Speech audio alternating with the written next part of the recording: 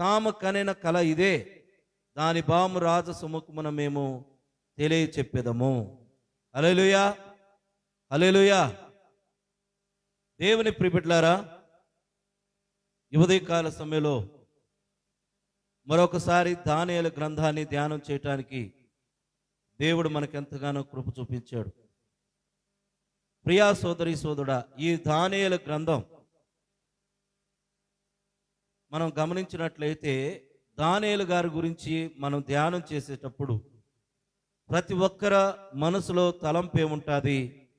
ఆయన పెద్ద వయసు వాడు కదండి, అవునా కాదా చెప్పండి? ఆయన పెద్ద వయసు వాడు. ఆయన ఎంతో 40-50 సంవత్సరాల కలిగిన పెద్ద వయసు గలవాడని సహజంగా ఈ గ్రంథాన్ని బట్టి, ఈ గ్రంథంలో ఉన్న దర్శనాలు బట్టి, ప్రవచనాలను బట్టి, అనుభవాన్ని బట్టి మనకు అనిపిస్తూ ఉంటుంది. నేను ఒక సంగతి సంఘానికి తెలియజేస్తా ఉన్నాను. దేవుని ప్రియబిడ్డలారా, దేవుని ఆత్మకు వయసు తారతమ్య భేదం అనేది లేదు, పెద్ద చిన్న అనేది లేదు. ఎవరైతే దేవుని యొక్క సన్నిధిలో ప్రార్థనా పరులై దేవుని యందు భయభక్తులు కలిగి ఉంటారో వారు చిన్నవారైనా కూడా గొప్ప దర్శనాలు చూడగలరు. వారు చిన్నవారైనా కూడా గొప్ప ప్రవచనాలు చెప్పగలరు. చాలామంది ఏం చేస్తారంటే పెద్ద సేవకుడు, చిన్న సేవకుడు కదండి, అయ్యో ఆయన గొప్ప సేవకుడు, ఆయనతో మీకేడ కదండి. చాలామంది పెద్ద సేవకుడు, చిన్న సేవకుడు అని చూస్తారు. పెద్ద సేవకుడైతే పెద్ద కొమ్ములు ఉంటాయి, చిన్న సేవకుడైతే చిన్న కొమ్ములు ఉంటాయా? దేవుని ఆత్మ అనేది ఒక్కటే. ఈ సత్యాన్ని మీరు గుర్తుపెట్టుకోవాలి. మొదటగా దేవుని ప్రియబిడ్డలారా, చాలామంది కూడా పెద్ద పెద్ద సేవకులు, పెద్దవారు షూటు బూట్ వేసుకుంటే కారులో తిరిగితే ఆయన పెద్ద సేవకుడు అనుకుంటారు.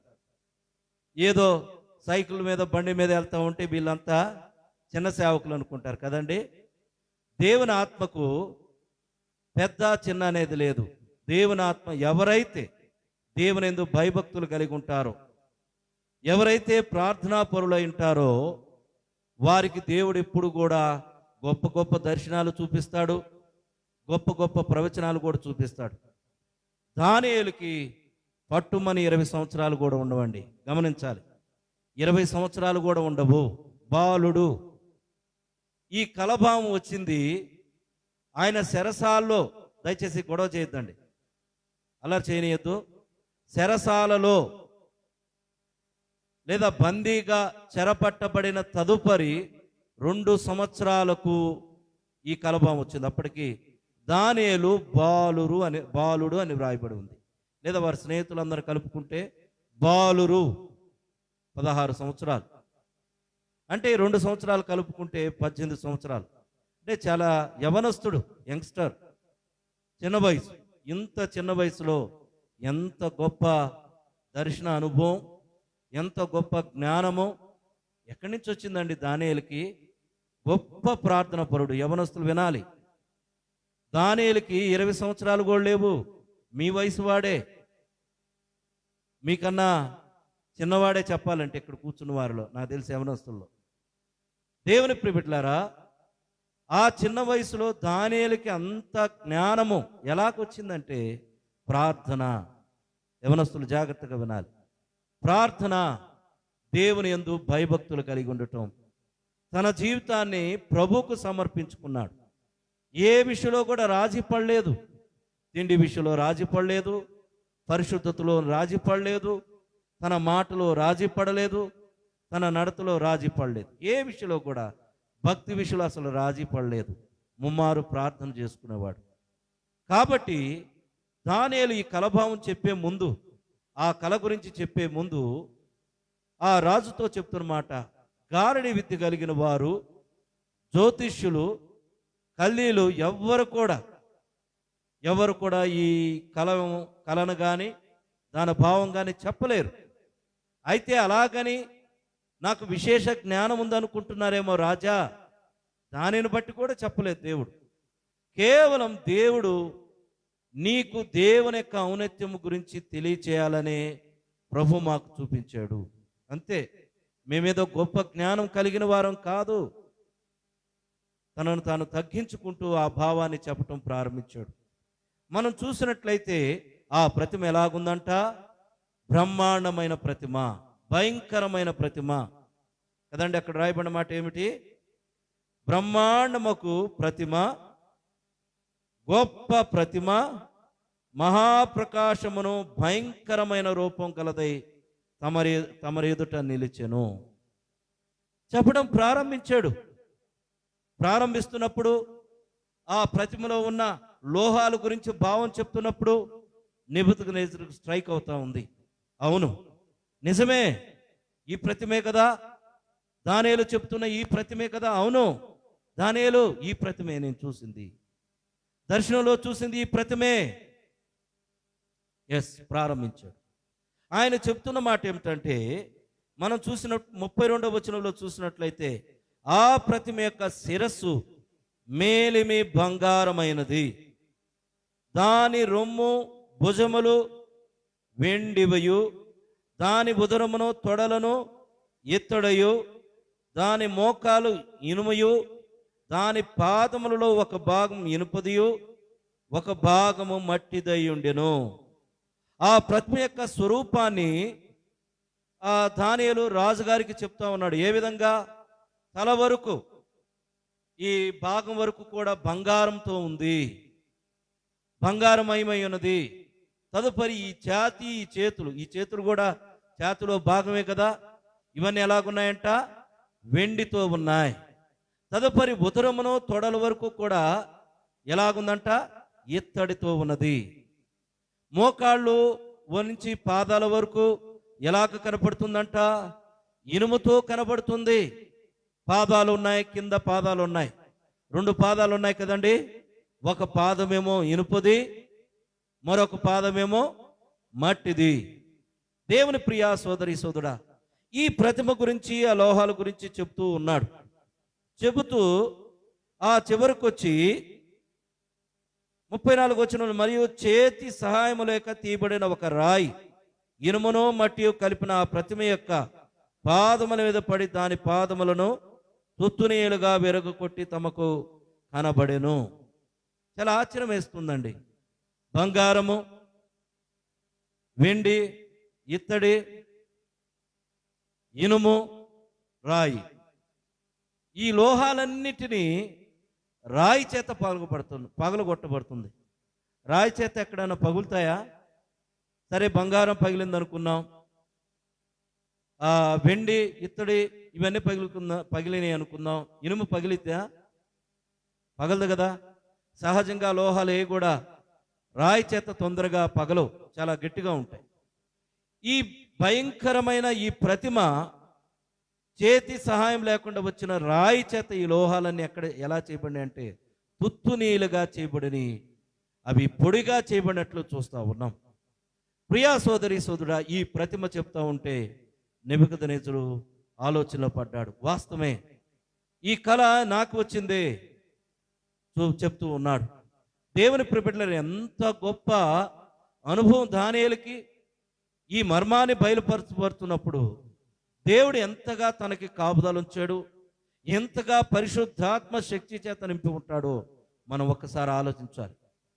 అయితే తన భావాన్ని చెప్పడం ప్రారంభించాడు.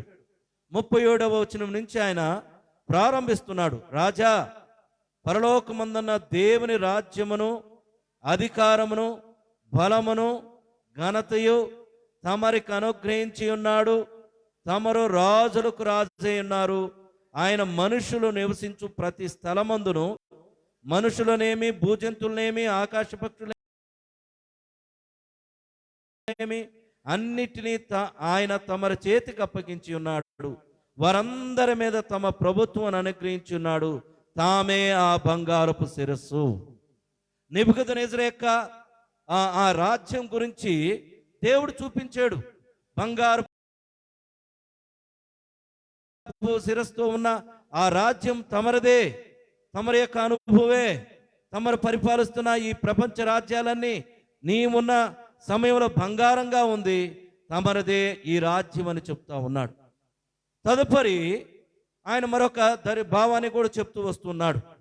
చెబుతూ తాము చనిపోయిన తర్వాత తమ రాజ్యము కంటే తక్కువైన రాజ్యం ఒకటి లేచునట్టు, తర్వాత లోకమంతా ఏలునట్టి మూడవ రాజ్యం ఒకటి లేచును. దేవుని ప్రియబిడ్డలారా, మనం గమనించినట్లయితే నెబుకద్నెజరు తరువాత తాము చనిపోయిన తరువాత తమ రాజ్యము కంటే తక్కువైన రాజ్యం ఒకటి వచ్చును. ఏ రాజ్యం అది? దేవుని ప్రియబిడ్డలారా, మాదీయులు పారసిక రాజ్యము. గమనించండి, మాదీయులు పారసీయుల రాజ్యము. ఇది సంకీర్ణ ప్రభుత్వం అండి. ఇది సంకీర్ణ ప్రభుత్వం. ఇద్దరు కలిసి పరిపాలన చేసినట్లు చూస్తూ ఉన్నాం. మూడోదిగా ఉదరమును తొడల వరకున్న భాగం ఇత్తడితో ఉన్నది. ఈ రాజ్యాన్ని ఎలాగ పోల్చి చెప్తున్నాడంటే గ్రీకు మహాసామ్రాజ్యం గురించి గమనించాలి. గ్రీకు మహాసామ్రాజ్యం గురించి ఉదరమును తొడల వరకు కూడా ఇత్తడితో ఉన్న రాజ్యాన్ని గ్రీకు సామ్రాజ్యంతో పోల్చి మాట్లాడుతున్నట్లు చూస్తూ ఉన్నాం. తదుపరి మోకాల నుంచి ఇనుముతో ఉన్న రాజ్యాన్ని రోమా ప్రభుత్వంతో, రోమా సామ్రాజ్యంతో పోల్చి మాట్లాడుతున్నట్లు చూస్తూ ఉన్నాం. ప్రియా సోదరి సోదరుడా, ఈ ఉదయకాల సమయంలో బంగారు శిరస్సు యొక్క రాజ్యము నెబుకద్నెజరు యొక్క పరిపాలన. ఏ రాజ్యం అది? రాజ్యం పేరు చెప్తారు ఎవరైనా? బబులోను మహాసామ్రాజ్యము. ప్రపంచంలో మీరు గమనించండి, ప్రపంచంలో ఉన్న ప్రతి దేశాన్ని పరిపాలించిన సామ్రాజ్యాలు ఎన్నున్నాయంటే 4 సామ్రాజ్యాలు ఉన్నాయండి. ఏమిటవి? బబులోను సామ్రాజ్యాన్ని, ప్రపంచాన్ని పరిపాలించిన రాజ్యాలు, వంశాలు ఏమిటి అంటే నెబుకద్నెజరు పరిపాలించాడు. రెండవది మాదీయులు పారసికులు పరిపాలించాడు. మూడవది గ్రీకులు ప్రపంచాన్ని పరిపాలించారు. నాలుగవది రోమా ప్రభుత్వం ప్రపంచంలో ఉన్న ప్రతి దేశం మీద ఆధిపత్యాన్ని ఆ పరిపాలన సాగించింది. దేవుని ప్రియబిడ్డలారా, ఏదో కొన్ని రాజ్యాలకో ఒక ప్రాంతానికో పరిమితం కాలేదండి. ఇది ప్రపంచమంతా పరిపాలన చేసిన మహా సామ్రాజ్యాలు. ఈ 4 ఆ ప్రతిమ ద్వారా దానియేలు గ్రంథంలో లేదా దానియేలు భక్తుడికి ప్రభు చూపిస్తున్నట్టు, లేదా నెబుకద్నెజరుకి తన కలలో ఇది చూపిస్తున్నట్లు చూస్తూ ఉన్నాం. దేవుని ప్రియా సోదరి సోదరుడా, అయితే రాజ్యాల గురించి ఇక్కడ దేవుడు ప్రస్తావించలేదు, కానీ ఈ లేఖనములో దాని యొక్క స్వభావాలు మాత్రం ఈ రాజ్యాలకి అనుకూలంగా ఉన్నాయి. మనం దానియేలు గ్రంథాన్ని గమనించినట్లయితే మొదట నెబుకద్నెజరు పరిపాలన చేశాడు, రెండవది మహాదర్వేషు పరిపాలన చేశాడు, తర్వాత గ్రీకు రాజ్యము, తర్వాత రోమా ప్రభుత్వాలు. ఇవన్నీ కూడా ఈ దానియేలు గ్రంథం 12 అధ్యాయాలు స్పష్టంగా మనం చూడవచ్చు. డేర్ మై బ్రదర్ సిస్టర్, ఈ ఉదయకాల సమయంలో ప్రభు సన్నిధికి చేరివచ్చిన మనం అందరం కూడా గమనించాలి. ఈ రాజ్యం యొక్క చరిత్రలో మనం గమనించినట్లయితే ఈ బబులోను సామ్రాజ్యాన్ని స్థాపకుడు ఎవరు? బబులోను సామ్రాజ్యం యొక్క స్థాపకుడు ఎవరు? నెబుకద్నెజరా లేక మరొకరు ఎవరైనా ఉన్నారా? మన బైబిల్ గ్రంథాన్ని గమనించినట్లయితే ఆది కాండము 10వ అధ్యాయం 8, 9 వచనాలు మనం గమనించినట్లయితే ఆ కొన్ని చరిత్రలు షేము, హాము, యెఫెతు, నోవాహు యొక్క కుమారుల యొక్క 3 వంశావళి చెప్పాలి. ఇవన్నీ చెప్పాలంటే సమయం చాలదు. ప్రభు చిత్తమైతే ముందుకు నేను చెప్తాను. ఇక్కడ గమనించినట్లయితే షేము, హాము, యెఫెతు. హాము యొక్క కుమారుడు నిమ్రోదు. దేవుని ప్రియబిడ్డలారా, హాము యొక్క కుమారుడు నిమ్రోదు. ఈ నిమ్రోదు బాబేలు గోపురాన్ని స్థాపించాడు. గమనించాలి దేవుని ప్రియబిడ్డలారా, చాలా మందికి సందేహం ఉంది, బైబిల్ గ్రంథంలో బాబేలు బబులోను ఒకటేనా? దేవుని ప్రియబిడ్డలారా, ఇది గమనించినట్లయితే ఎబ్రీ పదములో నుంచి తర్జుమా చేయబడింది. ఈ బాబేలును బబులోనుగా పేరు మార్చబడింది. ఈ బబులోను పేరు మార్చబడినప్పుడు ఎవరు ఈ స్థాపకుడిగా ఉన్నారు? మొదటగా మనం గమనించినట్లయితే ఈ బాబేలు గోపురాన్ని క్రీస్తుకు పూర్వం 94వ సంవత్సరంలో ఈ బాబేలు గోపురాన్ని నిమ్రోదు స్థాపించాడండి. తదుపరి అక్కడ నుంచి 18వ శతాబ్దంలో క్రీస్తుకు పూర్వం 1874వ సంవత్సరంలో హమ్మురాబి అనే వ్యక్తి బబులోనుగా పేరు మార్చి ఈ సామ్రాజ్యానికి స్థాపకుడుగా ఉన్నట్లు చూస్తా ఉన్నాం. మూల పురుషుడు మాత్రం నిమ్రోదు, దానికి బబులోను సామ్రాజ్యముగా పేరు మార్చింది మాత్రం హమ్మురాబి 1874 క్రీస్తుకు పూర్వం. ఇది బబులోను సామ్రాజ్యంగా స్థాపించబడింది. తదుపరి దేవుని ప్రియబిడ్డలారా, ఈ సామ్రాజ్యాన్ని స్థాపించిన తర్వాత అనేక మంది రాజులు, చక్రవర్తులు పరిపాలన చేశారు. కానీ దేవుని ప్రియబిడ్డలారా, 604వ సంవత్సరం, క్రీస్తుకు పూర్వం 604వ సంవత్సరంలో నెబుకద్నెజరు వచ్చిన తర్వాత మాత్రమే బబులోను మహా సామ్రాజ్యం వెలుగులోకి వచ్చింది. ఉంది అంతకుముందు బబులోను సామ్రాజ్యం ఉంది, కానీ వెలుగులోకి వచ్చింది మాత్రం 604వ సంవత్సరం నెబుకద్నెజరు బబులోను సామ్రాజ్యాన్ని ప్రారంభించిన తదుపరి. అంతవరకు చక్రవర్తులు పరిపాలన చేశారు. నిమ్రోదు బాబేలు గోపురాన్ని స్థాపించాడు. 1874 క్రీస్తుకు పూర్వం హమ్మురాబి బబులోనుగా పేరు మార్చాడు. పేరు మార్చిన తర్వాత అనేక మంది చక్రవర్తులు పరిపాలన చేశారు, కానీ అంతగా ఈ బబులోను సామ్రాజ్యం వెలుగులోకి రాలేదు. ఎప్పుడైతే నెబుకద్నెజరు ఈ బబులోను సామ్రాజ్యాన్ని చెరపట్టి పరిపాలన ప్రారంభించాడో, అప్పుడు ఈ బబులోను సామ్రాజ్యం మహా ఔన్నత్యం, ఈ బబులోను రాజ్యం యొక్క గొప్పతనం ప్రపంచానికి తెలిసింది. దేవుని ప్రియా సోదరి సోదరుడా, ఈ నెబుకద్నెజరు పరిపాలనే బంగారంతో దేవుడు చూపించినట్లు చూస్తా ఉన్నాం. ఇది ప్రస్తుతానికి ఇరాక్ ప్రాంతంగా ఉంది. మెసొపొతేమియా ప్రాంతంలో ఆనాడు ఈ బబులోను సామ్రాజ్యం స్థాపించబడింది. ప్రస్తుతానికి ఇరాకు ప్రాంతముగా ఉన్నది. దేవుని ప్రియా సోదరి సోదరుడు, ప్రస్తుతం ఉన్న ఇరాకు దేశమే ఆనాడు బబులోను మహా సామ్రాజ్యం. గమనించాలి, ప్రస్తుతం ఉన్న ఇరాకు దేశమే ఆనాడు బబులోను యొక్క సామ్రాజ్యం.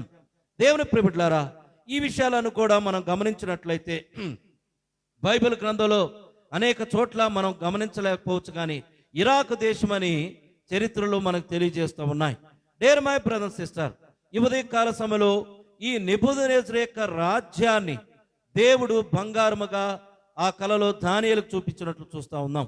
ప్రభు చిత్తమైతే మిగతా రాజ్యాల గురించి, ఒక్కొక్క రాజ్యం గురించి నేను ముందుకు మీకు ప్రస్తావిస్తాను. ప్రస్తుతానికి బల కార్యక్రమం ముందు కనుక దేవుని వాక్యాన్ని ముందుకు నడిపిస్తూ ఉంటాను.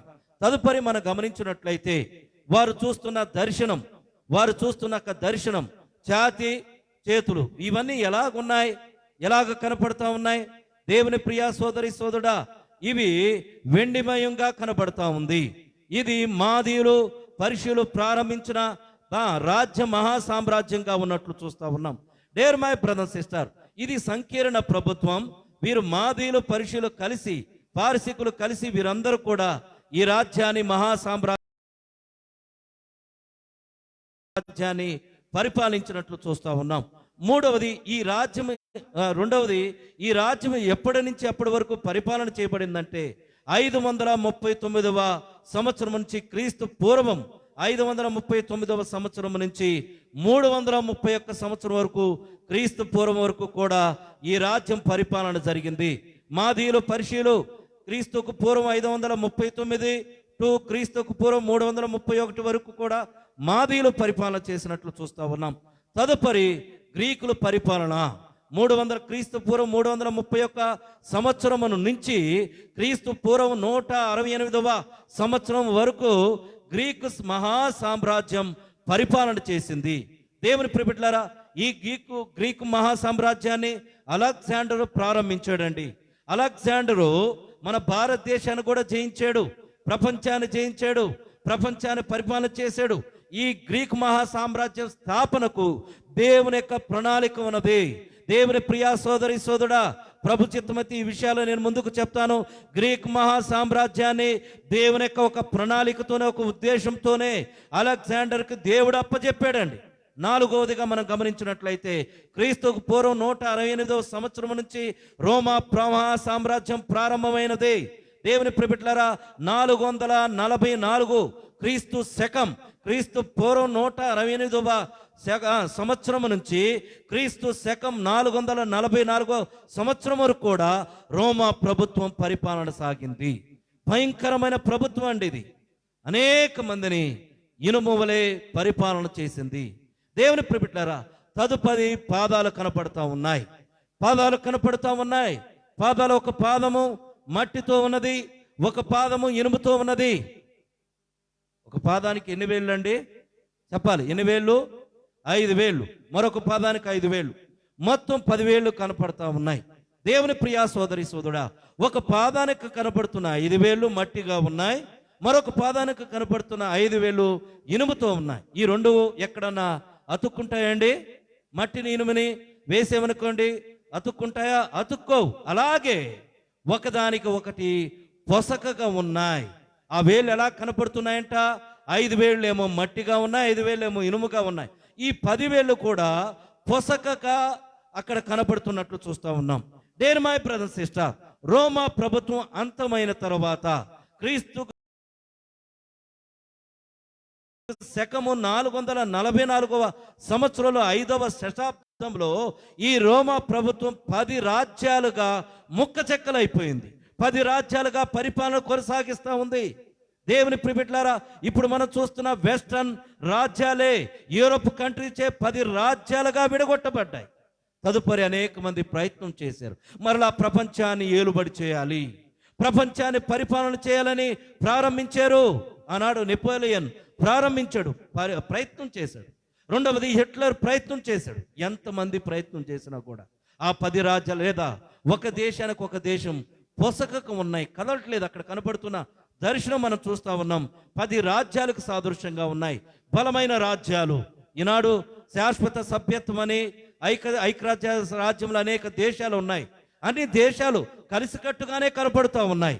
భారతదేశము, అమెరికా, రష్యా, జర్మనీ, చైనా, ఆయా దేశాలు వారికి ఉన్న స్నేహభావం నుంచి వారు కలిసినట్టుగానే స్నేహంగా ఉన్నట్టుగానే కనపడుతున్నారు. కానీ వాటి మధ్యలో ఏమున్నాయంట? భేదాభిప్రాయాలు ఉన్నాయి.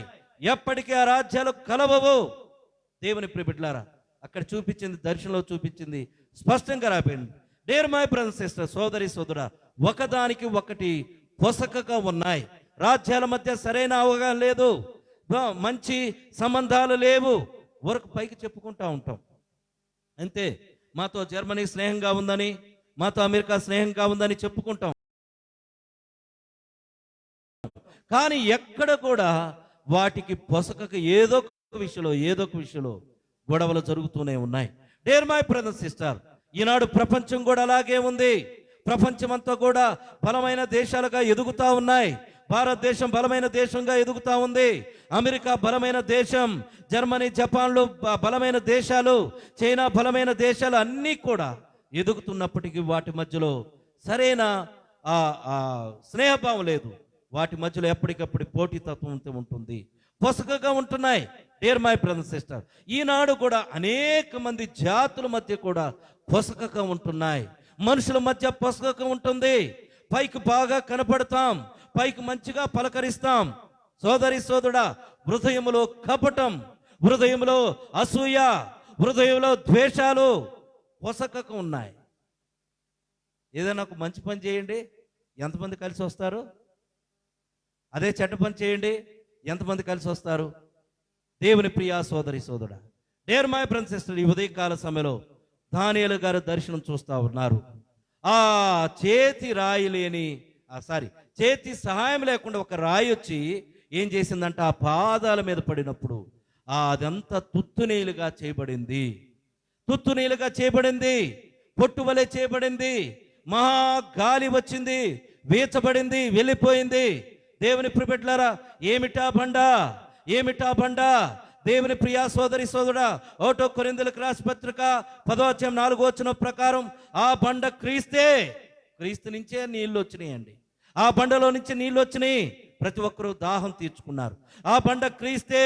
మత్తయి సువార్త 16:17, 17, 18 ప్రకారము యేసు క్రీస్తు వారు పేతురుతో చెప్తున్నాడు, పేతురు, నీ మీద నా సంఘమును కట్టెదను, బండ మీద నా సంఘమును కట్టెదను, దాని ఎదుట లోక ద్వారాలు, పాతాళ లోక ద్వారాలు నిలవజారవు. దేవుని ప్రియా సోదరి సోదరుడా, దేవుని యొక్క సంఘం బండ మీద కట్టబడింది. చాలా మంది ఈ వాక్య లేఖనాన్ని అపార్థం చేసుకుంటా ఉంటారు. కొంతమంది ఏమనుకుంటారంటే పేతురు గారి మీద సంఘాన్ని కడతారేమో. మనం గమనించినట్లయితే ఆ పదాన్ని గమనించినట్లయితే ఇది గ్రీకులో పదం ఉంటుంది, పెట్రాస్. బండ అంటే పెట్రాస్ అంటే అక్కడ ఆ గ్రీకు బైబిల్లో అయితే ఈ పదాలు ఉంటాయి. పెట్రాస్ అనగా చిన్న రాయి. యేసు క్రీస్తు వారు కడతానన్న సంఘం చిన్న రాయి మీద కాదు, పేతురు గారి మీద కాదు. ఆయన చెప్పింది పెట్రోస్. దేవుని ప్రియబిడ్డలారా, పెట్రోస్ అనే పదానికి అర్థం పెద్ద రాయి. పెట్రోస్ అనగా పెద్ద రాయి. ఈ రాయే ప్రభు అయిన యేసు క్రీస్తు. డేర్ మై బ్రదర్ సిస్టర్, క్రీస్తు మీద కట్టబడిన సంఘం ఆ రాయి వచ్చినప్పుడు, ఆ ప్రతిమ మీద పడినప్పుడు తుత్తునీలుగా చేయబడిందంట. తుత్తునీలుగా చేయబడింది. పొట్టువలే గాలికి కొట్టుకొని పోయిందంట. ఆ బంగారు రాజ్యం, దేవుని ప్రియా సోదరి సోదరుడా, ఈ లోక రాజ్యాలన్నీ దేవుని ఎదుట నిలబడవు. మరొక రాజ్యం రాబోతా ఉంది. బైబిల్ గ్రంథంలో చూసినట్లయితే, ఆ దర్శనం చూసినట్లయితే, తరతరాలు నిలబడే రాజ్యం, తరతరాలు నిలబడే రాజ్యం. దేవుని ప్రియా సోదరి సోదరుడా, దేవుని యొక్క రాజ్యం నిలబడబోతా ఉంది. ఆ రాజ్యం ఎన్నటికీ మరి గమనించండి, కొన్ని రాజ్యాలు ఎంతకాలం పరిపాలన చేస్తాయండి? 30 సంవత్సరాలు, 40 సంవత్సరాలు, 50 సంవత్సరాలు, 60 సంవత్సరాలు మహా అయితే. కానీ దేవుని యొక్క రాజ్యం యుగయుగాలు ఉంటుందంట. ప్రభు చిత్తమైతే ఆ రాజ్యం గురించి నేను మీకు ముందుకు చెప్తాను, ఈ దర్శనాల గురించి. దేవుని ప్రియా సోదరి సోదరుడా, ఇవన్నీ కూడా తుత్తునీలకు చేయబడి, దాని యొక్క పరమార్థం ఏంటంటే, దుష్టుడు కూడా ఆ రాజ్యాలన్నీ ఎలాగున్నాయంట, అంతటా ఇనుము, మట్టి, ఇత్తడి, వెండి, బంగారము ఏకముగా దంచబడి కలమను చెత్తవలే కాగా, వాటికి స్థలము ఎచ్చటను దొరకకుండా గాలి వాటిని కొట్టుకొని పోయెను. దేవుని ప్రియా సోదరి సోదరుడా, దేవుని ప్రియా సోదరి సోదరుడా, దుష్టులు అటువలే పొట్టువలే గాలికి కొట్టుకొని పోయేదురు. కీర్తనలో 1:4 ప్రకారము దుష్టులు అటువలే పొట్టువలే కొట్టుకొని పోయేదురు. కీర్తన 37:9-10 ప్రకారము వారిని భక్తిహీనులు గాలివలే కొట్టుకొని పోయేదురు. యెషయా గ్రంథం 17:13 ప్రకారము భక్తిహీనులు అటువలే కొట్టుకొని పోయేదురు. దేవుని ప్రియా సోదరి సోదరుడా, భక్తిహీనులందరూ విడవబడతారండి. భక్తిహీనులందరూ విడవబడతారు, దుష్టులు విడవబడతారు. వారు గాలికి కొట్టుకొని పోయినట్లుగా కొట్టుకొని పోతారు. చాలా పైకి కనపడతా ఉంటాం మనం. ప్రభు బలను సమీపిస్తున్న సోదరి సోదరుడా, ప్రభు రాజ్యం సమీపించబోతా ఉంది. ఈ లోక రాజ్యాలన్నీ ఒక దినాన మహావేంద్రంతో పెకిలించబడతాయి. నువ్వు చూస్తున్న ఈ కొండలు, నువ్వు చూస్తున్న ఈ పర్వతాలు, చెట్టు చేమలు, ఏ కట్టడు కూడా ఈ భూమి మీద ఉండదు. శాశ్వతమైన 1000 ఏళ్ల పరిపాలన క్రీస్తు యొక్క రాజ్యంలో, పరలోక రాజ్యంలో ఉన్న తర్వాత తదుపరి ఈ భూమి మీదకి దేవుని యొక్క రాజ్యం రాబోతా ఉంది. అది రాజ్యం యుగయుగాలు ఉంటుంది. అది పాడైపోయే రాజ్యం కాదు. దేవుని యొక్క రాజ్యం యుగయుగాలు ఉంటుంది. ఆ రాజ్యంలో మనం అందరం ఉండాలి.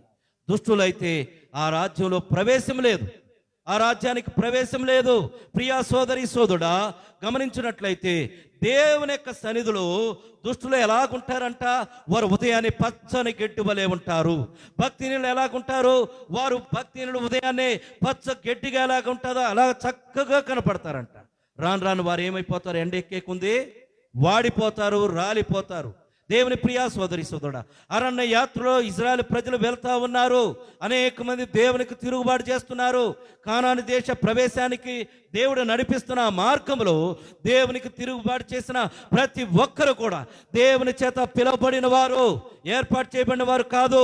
అనేక మంది పిలువబడ్డారు, కానీ ఏర్పాటు చేయబడిన వారే కానాను దేశానికి ప్రవేశించారు. కానీ పిలిచిన వారిలో అనేక మందికి దేవునికి ఇష్టలుగా లేకపోవటం ద్వారా దేవుని ప్రియా సోదరి సోదరుడా, వారు ఆకుల వలె రాలిపోయారు. కనబడరంటండి, ఎంత వెతికినా కనబడరు. దేవుని ప్రియా సోదరి సోదరుడా, ప్రభు రక్తంలో కడగబడిన మనం అందరం కూడా ప్రభు రాజ్యంలో చేర్చబడాలంటే మనలో ఉన్న ప్రతి పాపమును కడిగి వేసుకొని దేవుని యొక్క సన్నిధిలో ఆ కానాను యాత్రకి మనము కూడా కొనసాగించే వారంగా ఉండాలి. డియర్ మై బ్రదర్ సిస్టర్, వెంటనే ఈ దర్శనాన్ని చెప్పినప్పుడు వెంటనే సాగిలపడుతున్నాడండి. నెబుకద్నెజరు ఆశ్చర్యపోయాడు.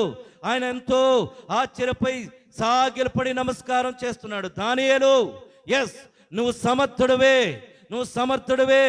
ఈ కళను, దాని భావన చెప్పడానికి నువ్వు సమర్థుడివే, నువ్వు సమర్థుడివే. దేవుని ప్రియా సోదరి సోదరుడా, సమర్థుడే.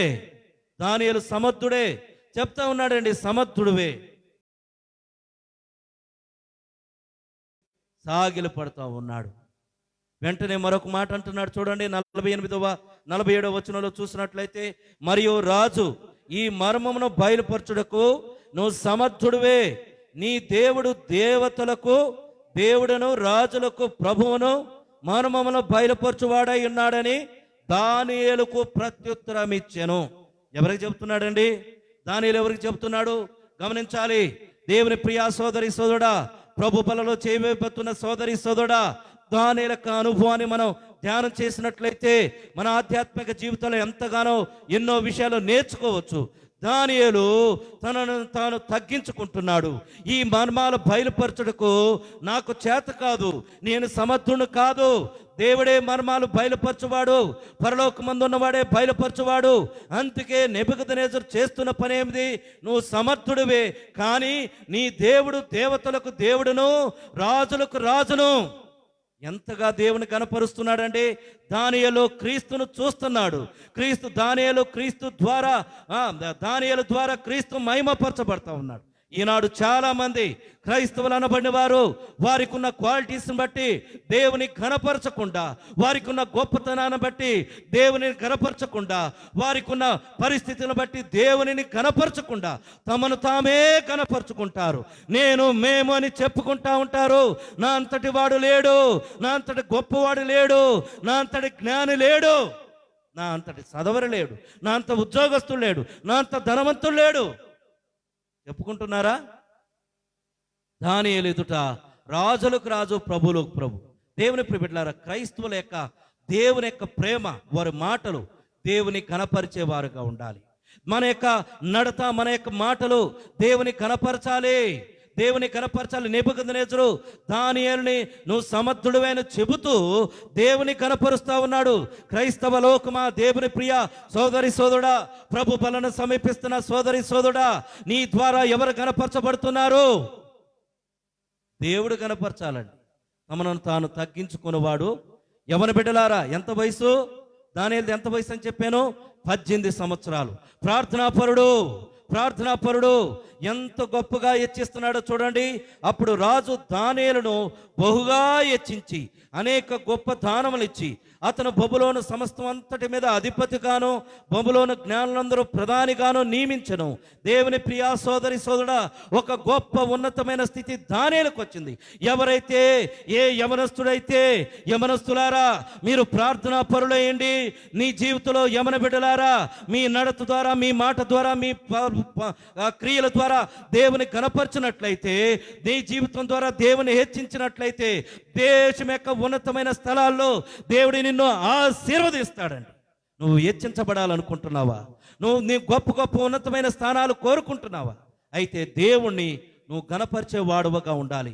దేవుని ప్రియా సోదరి సోదరుడా, నువ్వు అధ్యక్ష పదవి ఆశించినట్లయితే నువ్వు దొడ్డ పని చేయాలి, పరిచర్య చేయాలి.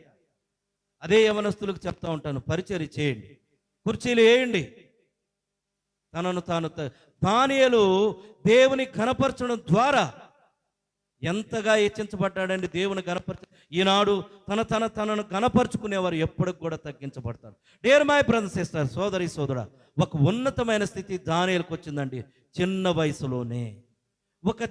వయసులోనే దానియేలు పట్టుమని 20 సంవత్సరాలు కూడా లేవు, ఒక దేశానికి అధిపతిగా, ఆ రాజు చక్రవర్తి ద్వారా ఆ పరిపాలన చేయటానికి దానియేలు ఎంతగా హెచ్చించాడు.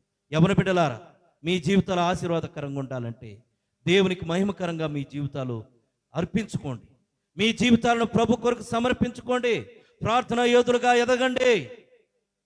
గత వారంలో విజిటింగ్కి వెళ్ళానండి. చాలా కుటుంబాలు నాకు చెప్తున్నమాట, పాస్టర్ గారు వేకువం లేస్తున్నాం, మీ వాక్యాలు విని మేము ఎంతగానో బలపరచబడుతున్నాం. మేము వేకువం మా కుటుంబం అంతా లేస్తుంది, ప్రార్థన చేస్తున్నాం.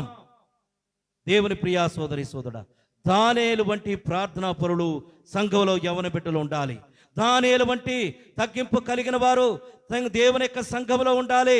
దేవుని ప్రియా సోదరి సోదరుడా, పైకి మనం నటించకూడదు, పైకి మనం కపట వేషంతో ఉండకూడదు. నీ హృదయాంతరంగాలు దేవుడు చూస్తున్నాడు. ఎప్పుడైతే హృదయపూర్వకమైన తగ్గింపు జీవితం నువ్వు కలిగి ఉంటావో, దేవుడు జనులు ఎదుట, మనుషుల ఎదుట నేను ఘనపరుస్తాడండి. అందరి ఎదుట దానియేలును కనపరిచినట్లు చూస్తూ ఉన్నాం. డియర్ మై బ్రదర్ సిస్టర్, ప్రభు బలను సమీపిస్తున్న సోదరి సోదరుడా, ప్రభు బలను సమీపిస్తున్న సోదరి సోదరుడా, సమయంలో గ్రంథంలో రాయబడినట్లుగా నన్ను కనపరచు వారిని నేను కనపరుస్తాను. దేవుని ప్రియబిడ్డలారా, యాకోబుతో దేవుడు మాట్లాడుతున్న మాట, యాకోబు యాకోబు యాకోబు, మోసగాడా మోసగాడా మోసగాడా, నీలో నన్ను మహిమోన్నతునిగా కనపరుచుకొని నీలో నన్ను మహిమోన్నతిగా కనపరుచుకొని నీ మోసకరమైన జీవితం ప్రభు బలను సమీపిస్తున్న సోదరి సోదరుడా, మోసకరమైన జీవితం సోదరుడా, కపట ప్రేమను సహోదరుని పట్ల చూపిస్తున్న సోదరి సోదరుడా, ప్రభు బలను సమీపిస్తున్న నీవు నీ కపటాన్ని విడిచిపెట్టి ప్రభు బలను సమీపించాలి. సోదరి సోదరుడా, నీ యోగ్యతను బట్టి ఇతరులను తునీకరిస్తున్న సోదరి సోదరుడా, ప్రభు బలను సమీపిస్తున్న నీవు నీ యోగ్యతను విడిచిపెట్టాలి. దేవుని ప్రియా సోదరి సోదరుడా, ఆ 24 పెద్దలు తమ కిరీటాలు తీసి ప్రభు పాదాల యొద్ద ఉంచి దేవుని స్తుతిస్తున్నారు, దేవుని కనపరుస్తున్నారు. ఆయనకే మహిమ, ఆయనకే ఘనత, ఆయనకే యుగ యుగాలు, ఆయన గొప్ప నామాన్ని బట్టి, ఆయన ఔన్నత్యాన్ని బట్టి దేవునికి స్తుతి కలుగును గాక.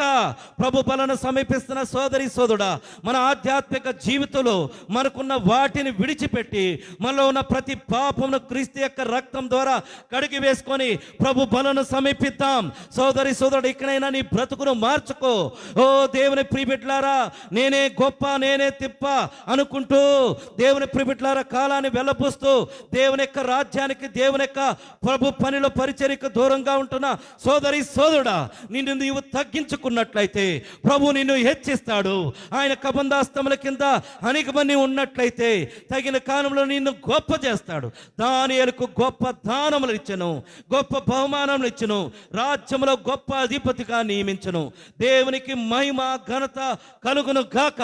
ప్రభు బలను సమీపిస్తున్న సోదరి సోదరుడా, ఈ ఉదయకాల సమయంలో నీ జీవితం ద్వారా నీలో మహిమోన్నతుగా దేవుడు కనబడాలని కోరుకుంటున్నాడు. ప్రభు బలను సమీపిస్తున్న దేవుని ప్రియ సంఘమా, నీ యోగ్యతలన్నీ విడిచిపెట్టి ప్రభు సన్నిధిలో నిన్ను నీవు రిక్తునుగా చేసుకొని నీ జీవితాలను సమర్పించుకుందాం.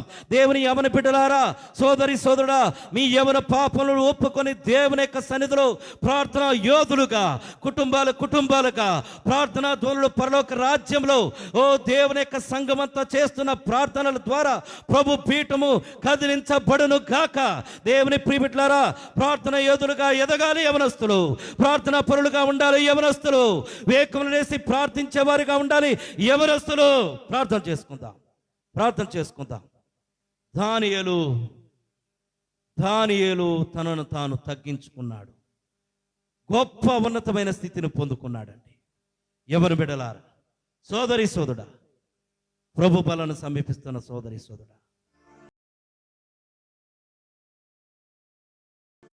ప్రభు యొక్క శరీరము, ప్రభు యొక్క రక్తము, ప్రభు నీ కొరకే ఆ కల్వరి గిరిలో మరణించి